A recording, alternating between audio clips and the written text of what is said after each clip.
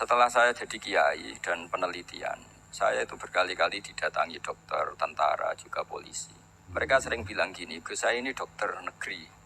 Saya ke NTT, ke Papua, karena saya muslim, berkebutuhan Islam, maka dibikinkan musola, dibikinkan masjid. Kalau kiai tidak bisa, bikin sendiri urunan mau narik siapa.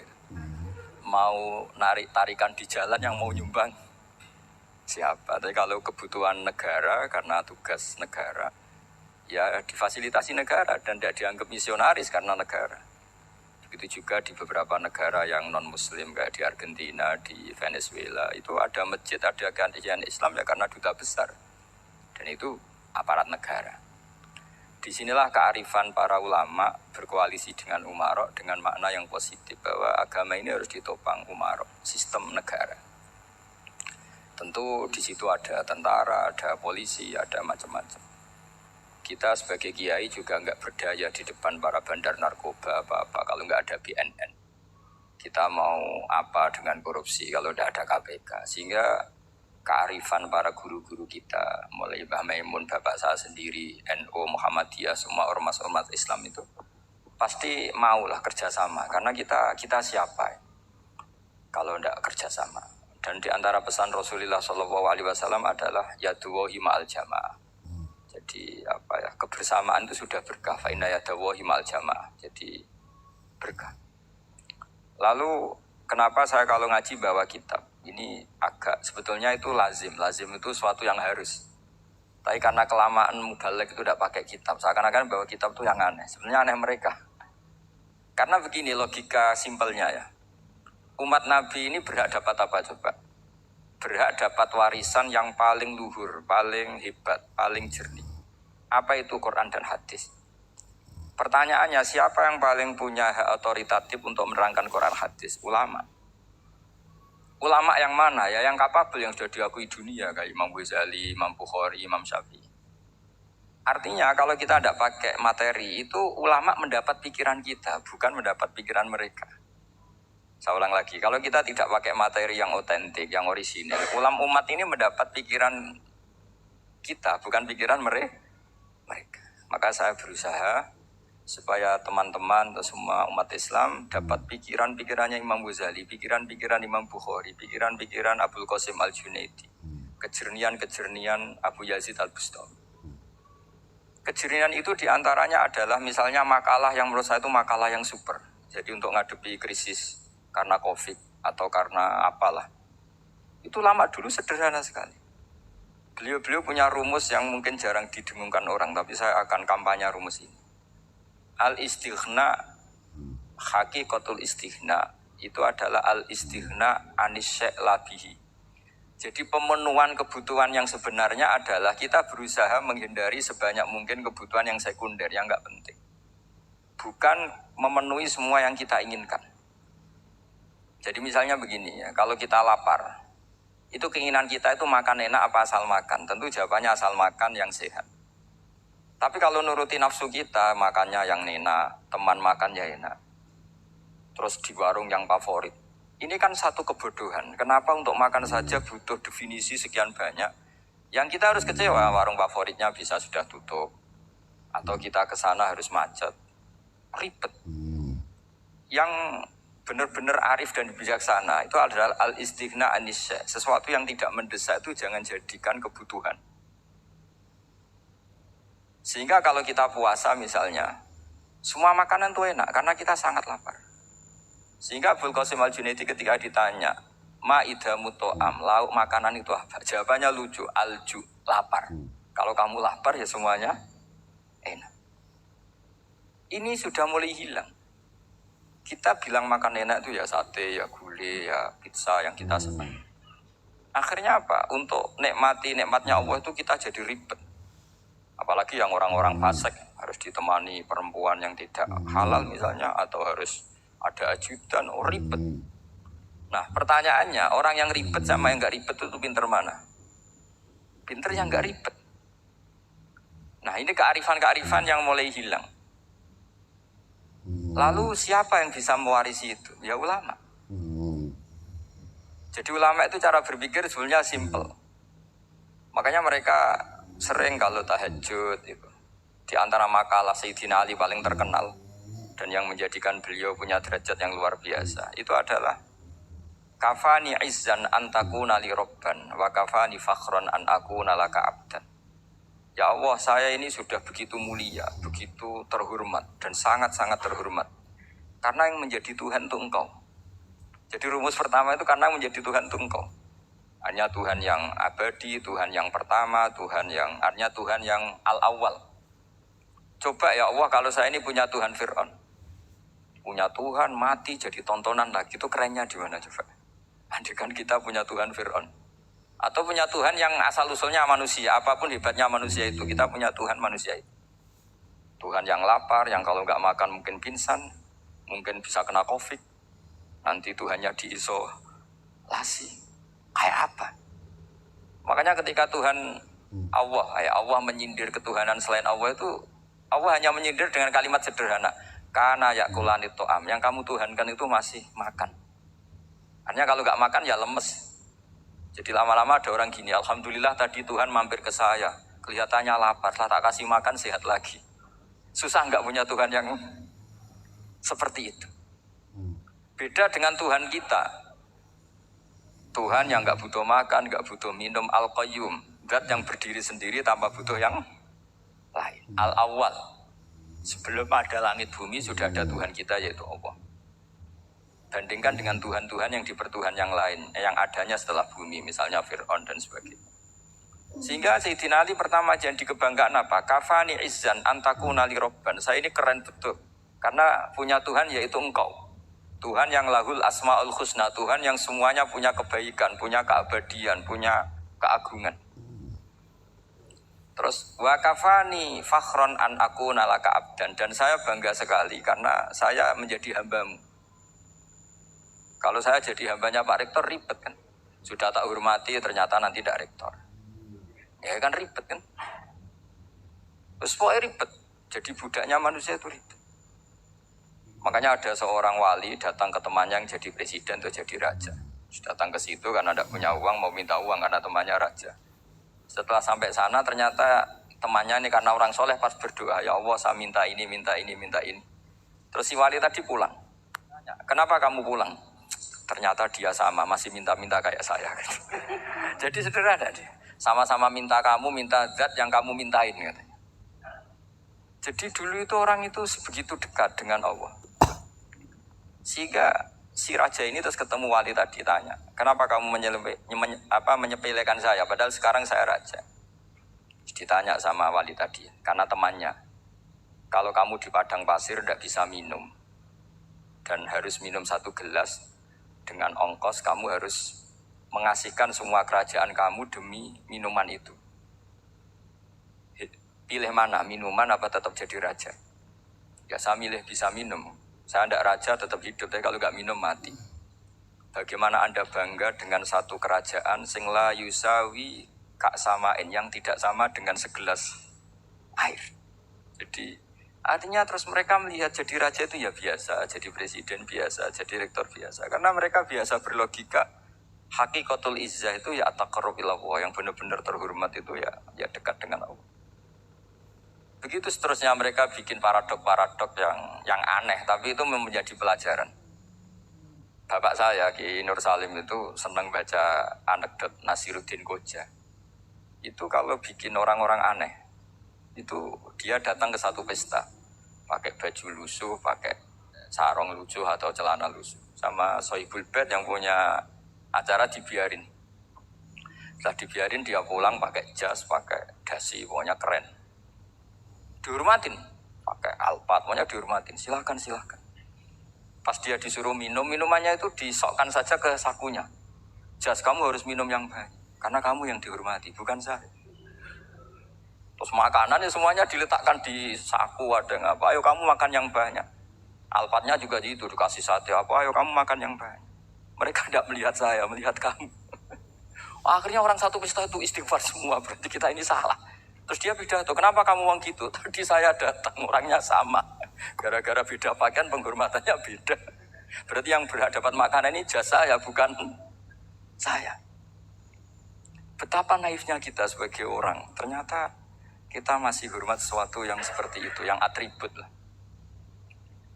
Jadi orang-orang sufi itu orang yang bisa menertawakan dunia. Akhirnya ya pertama dia dianggap orang gila, masa jas dikasih makan, dikasih minum. Tapi secara fikih dia benar, haram dia makan.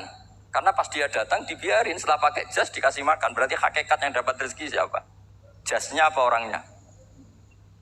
Jasnya apa orangnya? Jasnya. Jadi itu orang-orang sufi, kearifan orang-orang dulu itu bisa ngelola hal-hal yang keseharian menjadi luar biasa. Ada seorang wali melihat istrinya makan satu piring, anaknya makan satu piring. Ditanya, kalian kenyang? Wah, kenyang sekali. Melihat anaknya minum kopi satu cingkir, senang. Kalian senang-senang sekali. Wah, kalau senang dengan hal-hal yang murah bisa, ngapain harus senang dengan hal-hal yang mewah? Bodoh sekali saya. Sehingga terus mereka bisa qanaah. Qanaah itu ya hidup itu simple, sederhana.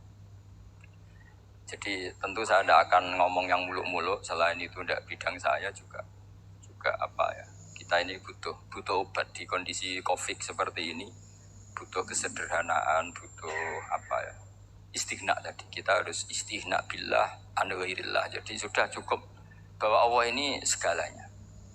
Sehingga tadi saya dengarin himnenya Unisula, yang paling saya kagum adalah dimulai dengan kalimat-kalimat thayyibah.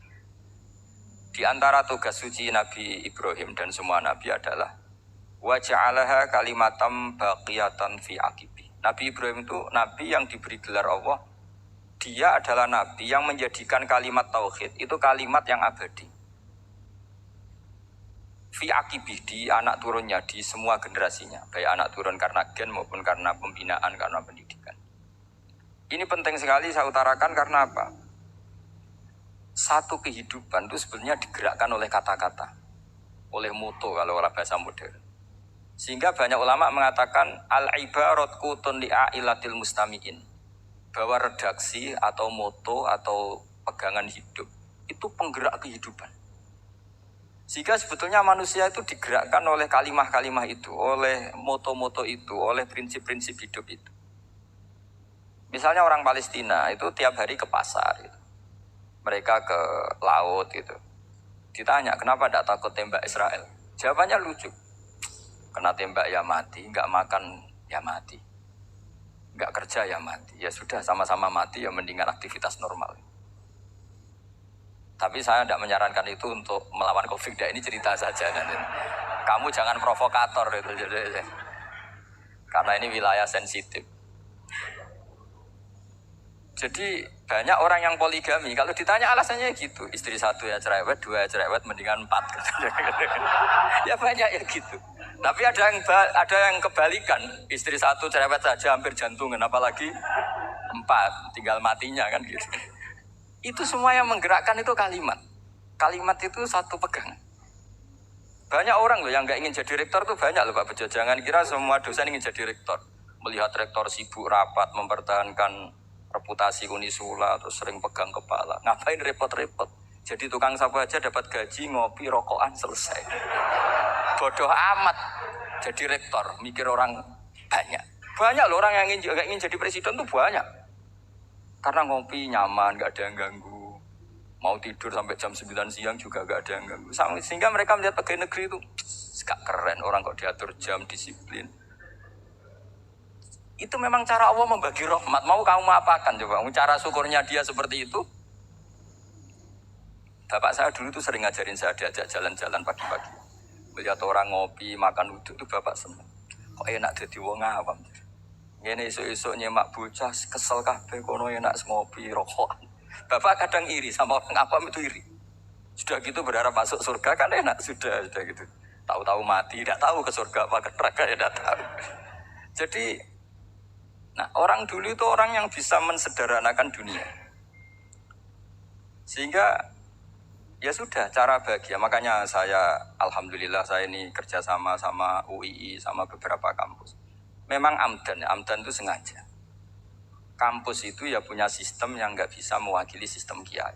Kiai juga punya sistem yang nggak terwakili oleh kampus, juga sebaliknya saling melengkapi. Saya sering ketemu rektor UII, rektor kampus-kampus Islam. Mereka cerita, Gus pendidikan pondok harusnya dimodernkan gini-gini. Saya bilang, kalau pondok modern kayak kampus itu nanti saya ketemu Allah tidak bisa jawab. Kenapa Gus? Saya beri contoh gini. Kalau misalnya perempuan perawan lah atau apa saja, namanya perempuan, mau tanya tentang menstruasi atau haid. Kalau semuanya sistem kampus, dia harus kuliah dulu. Registrasi dulu, kuliah dulu, bayar dulu. Dan dapat jawabannya nunggu mata kuliah pas itu. Bandingkan kalau sistem pondok, saya tuh sering ke pasar sama anak saya dicegat sama ibu-ibu. Gus, anak saya ngalami gini-gini, keluar darah terus menerus, nggak 6 hari tapi 1 bulan penuh. Itu hukumnya apa Gus ya? Nanti saya mau sowan ke jenengan. Nggak usah sowan, di sini aja. Ya sudah, sebelum mengeluarkan darah yang rutin seperti itu biasanya haidnya berapa hari? 6 hari, ya sudah ikut yang 6 hari, yang lainnya istikhadah. Ngoten tok Gus, ya udah ya. Begitu terus di masalah udhiyah. Coba kalau semuanya pakai sistem kampus, daftar dulu, bayar dulu. Jadi ini nggak ada jawabannya, nunggu mata kuliah itu. Baru dapat jawaban, itu biasa nggak sholat bertahun-tahun karena belum ada jawaban tentang itu. Nah, itu kalau misalnya orang mati, tahunya cara memulasara jenazah itu nunggu kuliah dulu, pas mata pelajaran itu dulu, baru menangani orang mati. Berarti orang mati itu tergeledak semua. Tapi kalau kiai kan enggak. Kesini orang mati terbakar, kalau dimandiin malah badannya copot-copot, itu gimana hukumnya? Ini ada orang mati Gus Kendat, ini disolati apa enggak? Ada orang mati oplosan ya, itu disolati enggak? So sering ditanya gitu. Gak usah registrasi Pak Rektor, gak usah registrasi, gak usah daftar, gak usah seminar. Makanya kalau orang kampus wani kiai itu yuk kualat tenan gitu, karena ini yang on tap ya.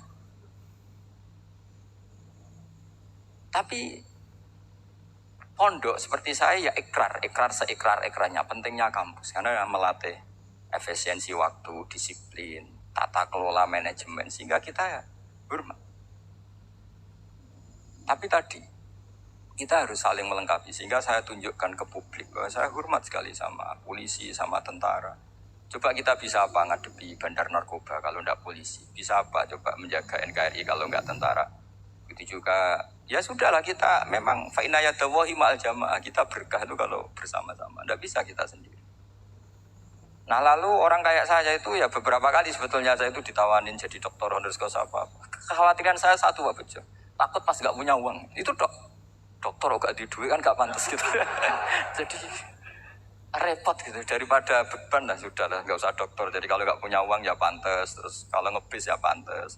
Suatu saat kalau mati gak ada yang hadir ya pantas, enggak dokter gitu. Kalau sudah dokter kok masuk neraka,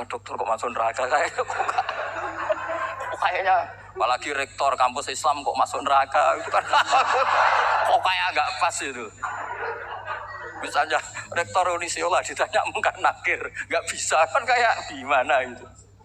Makanya harus sering ngaji saya supaya nggak malu di depan mungkar nakir. Masa rektor ditanya mungkar nakir nggak bisa. Harus berani bentak, ini saya rektor loh Pak Mungkar Nakir.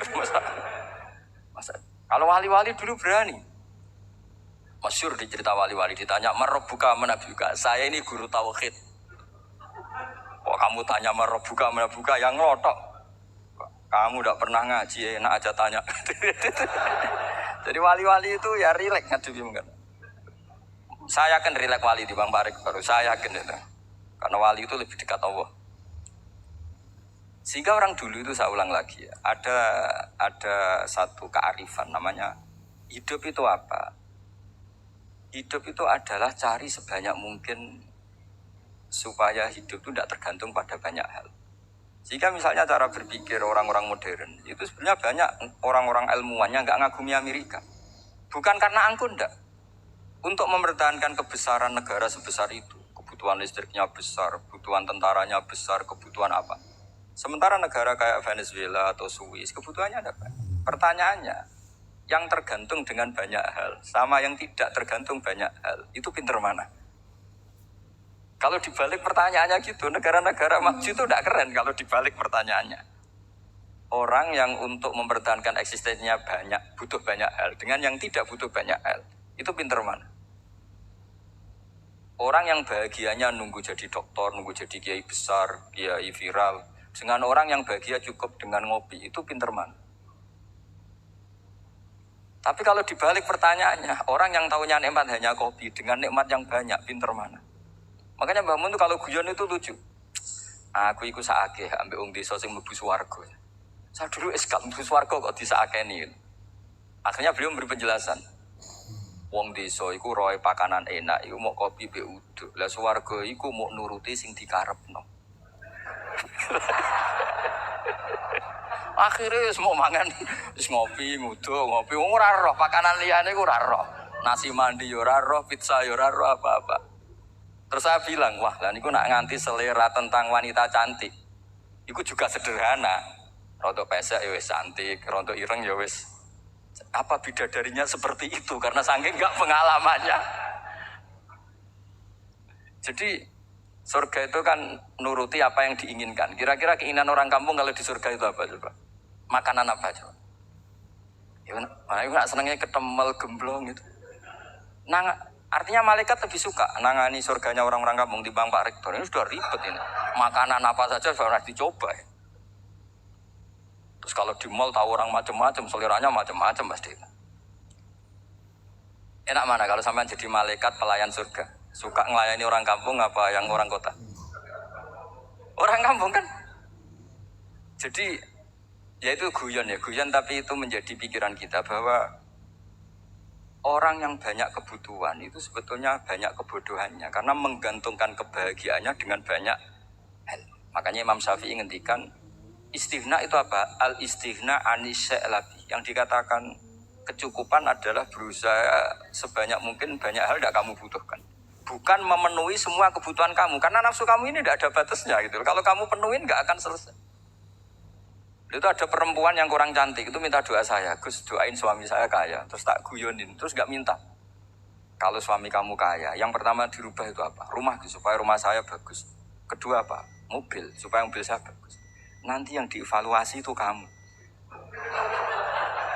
Mobil bagus, Alphard, rumah mewah, istrinya kamu pasti itu dievaluasi. Langsung nggak usah sudah gini aja kan.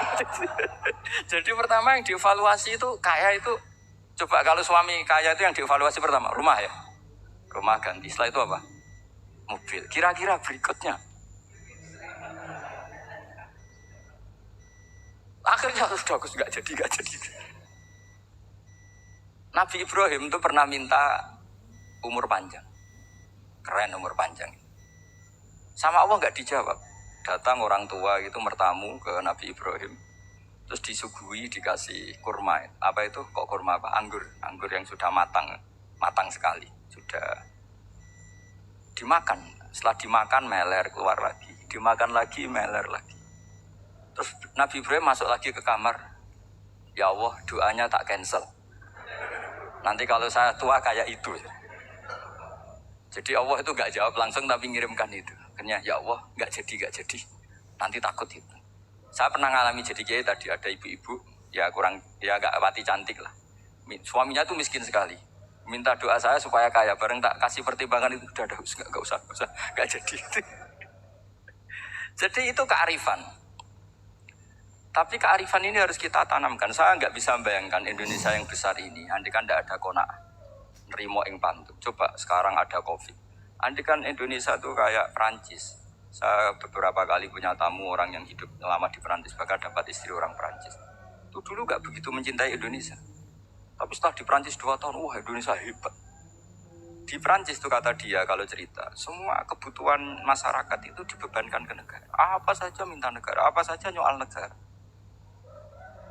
Sementara Indonesia, coba kalau Indonesia mengalami seperti ini kok tidak ada kona'an rimo ing bantu, bisa kios Indonesia. Orang miskin nyalahkan negara, kelaparan nyalahkan negara, apa saja. Tapi barokahnya dididik kiai jogeman nyalahno wong liya. Urip pun romo ing pandum, diame. Sampai gak ngerti kalau Covid. Banyak tuh orang-orang kampung itu, orang lugu-lugu itu. Bah niki saking Covid, salam ning Covid muga-muga umure panjang. Dikira Covid itu nama orang yang ahli sosial itu. Mbak niki dana saking Covid. Matur nuwun sampai no salamku muga-muga umur panjang. Bingung kan yang nganterin ini. Ini gimana yang mau menjelaskan nih? Memang nggak paham. Ribet kan. Tapi saya pastikan bahwa dengan keadaan seperti ini kita bahagia, kita stabil, itu jelas barokahnya kalimat tadi, moto tadi atau pegangan hidup tadi. Makanya disebut al-ibarat qutun li'ailatil mustami'in. Bahwa redaksi atau kata-kata atau pegangan atau filosofi hidup, apalah namanya itu adalah penyemangat. Penyemangat. Karena kata-kata ini memang luar biasa. Ketika sahabat perang demi kebenaran, zaman itu ya pasti benar karena yang dibela Nabi. Dulu itu kan enak zaman Nabi, yang dibela mesti benarnya, musuhnya mesti salahnya. Jika dulu itu memang harus tegas. Kalau sekarang mau tegas gimana? Yang kamu bela tidak mesti benar, musuhnya tidak mesti salah. Ribet kan kalau misalnya saya tukaran sama Pak Rektor, kamu mau bela mana kan bingung. Saya tidak mesti benar, saya ada Nabi. Pak Rektor apalagi, gak mesti benar lagi kan. Ribet kan. Jadi kalau kita mau perang sekarang itu mau pede gimana? Enggak. Makanya banyak ulama sekarang tuh mau tegas tuh gak berani karena ya banyak hal yang abu-abu lah wilayahnya, misalnya pilihan presiden atau pilihan bupati, pilihan menteri.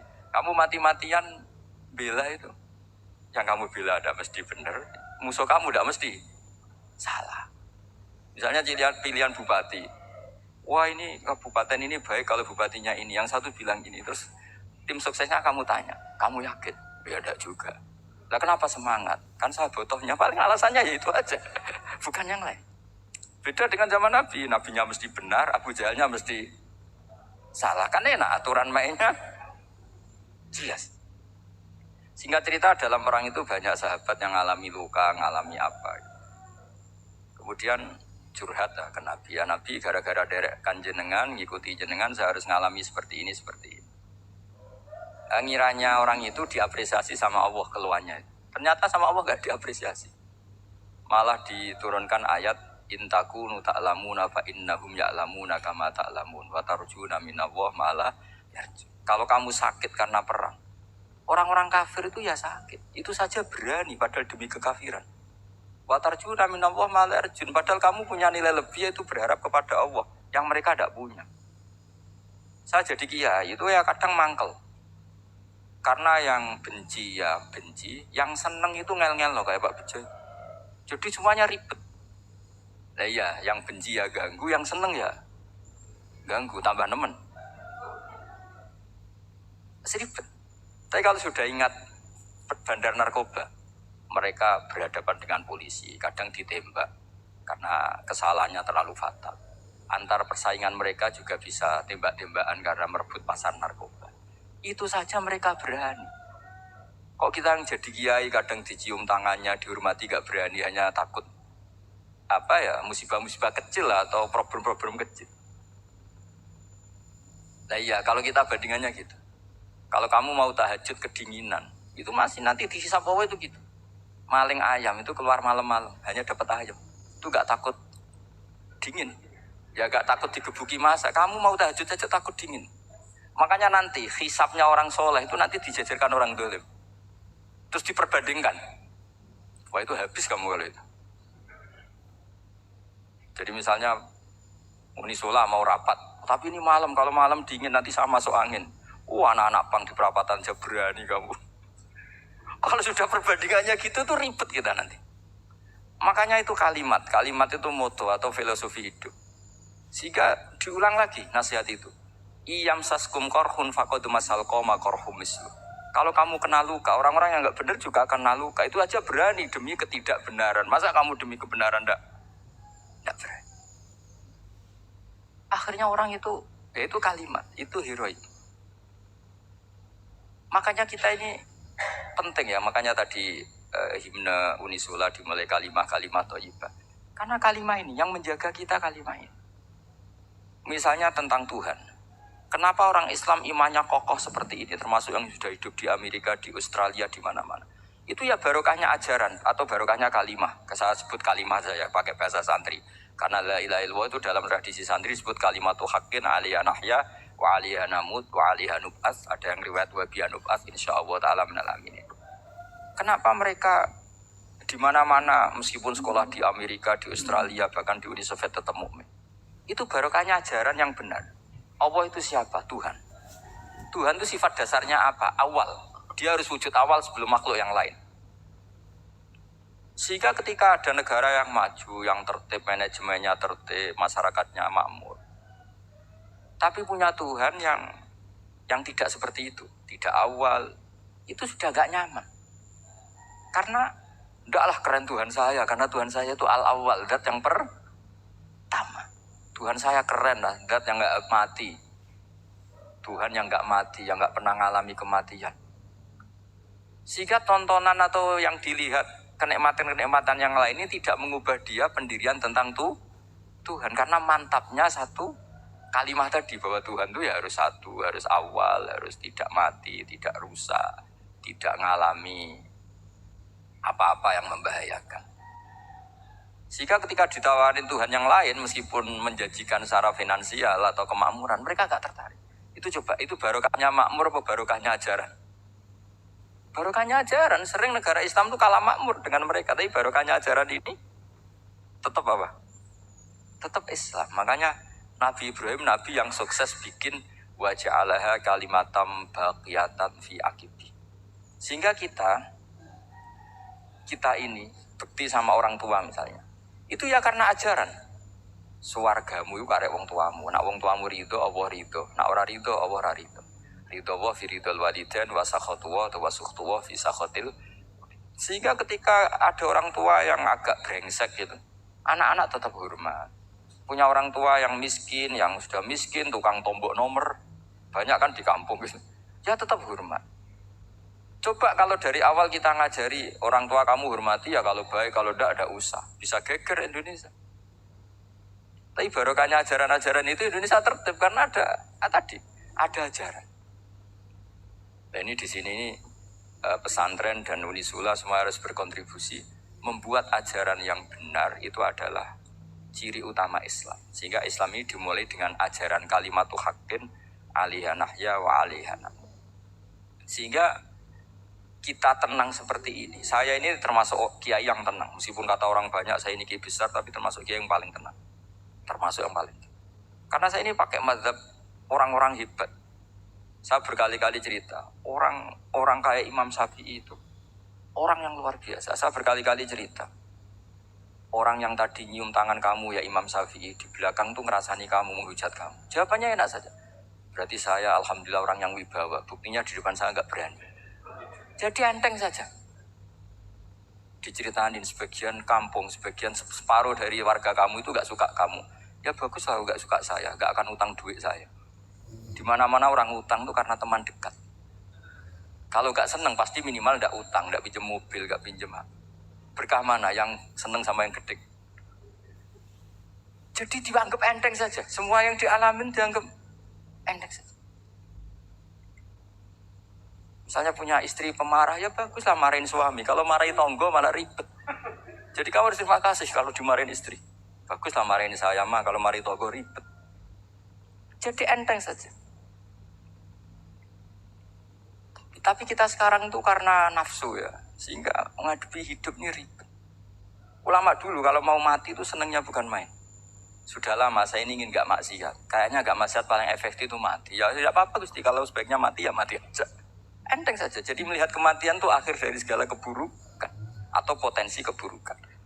Apapun baik kita sekarang, suatu saat mungkin kita gak baik. Yang bisa menghentikan ketidakbaikan atau potensi ketidakbaikan itu apa coba? Mati kan? Berarti mati itu mengerikan apa menyenangkan? Mesti kamu udah berani menjawab. Meskipun secara ilmu kamu berani, tapi secara rasa gak berani kan? Saya ulang lagi ya. Yang bisa menghentikan keburukan atau potensi keburukan, itu apa coba? Apa? Kematian. Berarti kematian itu menyenangkan atau menyusahkan? Apapun kamu udah berani jawab karena kamu agak-agak duniawi itu kelihatannya. Tapi secara ilmu, kamu tahu kan kalau mati itu udah buruk-buruk banget. Karena apa? Itu akhir dari segala keburukan. Sehingga Nabi ngajarkan kalimat itu begitu luar biasa. Allahumma ahyini maka natil hayatu khairan li wa tawaffani maka natil wafatu khairan li. Nabi melihat dunia itu begitu indah. Ya Allah, kalau saya ini hidup, anggap saja hidup ini ziyadatan li fi kulli khairin, menjadi modal saya menambah segala kebaikan. Jika suatu saat saya mati, anggap mawon rohatan li mingkul syarrin, itu akhir dari segala keburukan saya. Jika mati hidup ya baik karena di situ kita bisa berkontribusi beramal soleh. Mati juga baik karena mengakhiri segala keburukan. Nabi nate ngendikan lagi, ajaban li amril mukmini inna amrohu kullahu khair. Orang mukmin itu mengagumkan, semuanya baik. In asobathu na'ma syakara fakana khairan lah. Kalau baru dapat nikmat, dia syukur, maka itu baik. Wa in asobathu dharra sabara. Kalau dapat masalah mereka sabar, itu juga baik. Sehingga orang mukmin dua sisinya pasti baik. Itu juga kalimat, maksudnya moto atau pegangan hidup. Nah berikut ini saya beri contoh, ini kenangan saya, ini contoh terakhir. Masalah jadi orang terkenal maupun tidak. Di sini dicontohkan Imam Ghazali di halaman 367 di kitab saya 367, juznya 3 di kitab Ihya Ulumuddin. Di sini beliau cerita betapa untuk menjaga ikhlas sebaiknya orang itu tidak terkenal, tidak syuhroh, tidak terkenal. Oke, itu kita sepakat ya, karena kalau terkenal mungkin orang dipaksa publik dengan tanda kutip untuk selalu berbuat baik, tapi karena jaim lah, jaga image atau apa. Tapi ketika dibalik pertanyaannya, kamu rela yang terkenal itu orang nggak benar, sementara yang orang benar itu nggak terkenal. Lalu masyarakat taunya yang tidak benar. Kalau pertanyaannya dibalik gitu, orang baik wajib terkenal enggak? Kalau pertanyaannya dibalik seperti itu. Dokter yang benar tidak terkenal, yang malpraktek terkenal. Kamu ingin kondisi seperti itu? Gak ingin kan? Kampus yang bagus gak terkenal, kampus yang bagus gak terkenal, yang gak bagus. Nah, artinya apa? Gara-gara olah kata, olah pikiran, ini logika jadi rubah. Lagi-lagi apa? Jawaban itu ada di kata-kata sebetulnya. Makanya bab-bab seperti ini tidak usahlah kita berdebat, berpolemik. Sebaiknya orang itu humul, menutup diri, apa sebaiknya orang terkenal, itu nggak perlu seperti itu. Sudah terserah Tuhan saja. Makanya saya mulai dulu ngaji sampai sekarang itu ya tidak punya punya ikon tertentu atau punya website tertentu, enggak. Sudah terserah pangeran. Saya juga tidak sok suci materialistik atau enggak, ya tidak mikir saya. Bukan apa-apa ya, karena saya ini kiai, jadi biasa urusannya sama Allah, ada sama makhluk. Jadi pusing kalau sama sarah-sarahnya makhluk itu pusing. Meskipun rektor kalau nasihati saya pasti tidak saya terima, itu tetap makhluk, itu sudah ada ngefek kalau saya itu sudah ada itu. Bukan karena saya sombong, ya memang makhluk betul gitu, bukan. Cuma nasibnya bejo aja, tapi makhluk tetap makhluk. Saya beri contoh ya. Ini makalah yang ditulis Imam Ghazali. Ya. I'lam aslahaka wah anna aslal jah wa intisarus sayyid atau sayyidi wal istihar wa huwa mazmumid balil mahmudu al-khumulu illa man saharahu wa ta'ala linasri dini min ghairi takallufi talabi syuhrati minhu. Jadi kalau kamu ingin ibadah kamu selamat, ya kamu jangan terkenal. Tapi resikonya adalah kalau kebaikan itu tidak terkenal, maka agak dikenali. Kalau agak dikenali berarti masyarakat hanya punya percontohan yang tidak baik, karena yang baik tidak terkenal. Jadi itulah ulama-ulama dulu. Jadi apa-apa itu dibanding-bandingkan. Kemudian nanti kelihatan, jawabannya itu kelihatan. Jadi ulama dulu itu biasa ngarang misalnya afatun nikah, sisi negatifnya nikah. Harus hormat istri, harus macam-macam. Kalau terlantar itu ya dosa. Seperti tadi Pak Marsudi cerita, kalau orang ngapalkan Quran itu takut lupa. Kalau lupa itu jadi dosa. Pertanyaannya, kalau semua orang takut lupa, takut dosa, semua orang nggak hafal Quran karena potongan-potongan lupa. Cara berpikir tidak seperti itu. Kalau berpikir ya namanya hafalan, ya inginnya hafal, kan nggak ingin lupa. Nah nanti kalau takdirnya lupa karena hal-hal yang dimaklumi oleh syariat itu enggak yang termasuk dosa. Yang dosa itu lupa tak diwiri udhrin syariyin, lupa yang tidak ada sebab yang apa syar'i. Tapi lupa bawaan EQ-nya tidak bagus, lupa bawaan sering dibentak, itu enggak masalah karena bawaannya orang tertekan itu ya lupa. Coba kamu hafal Quran terus punya kredit jatuh tempo, pas hari itu aku yakin enggak cerdas sudah. Itu bawaannya orang tertekan tuh pasti lupa.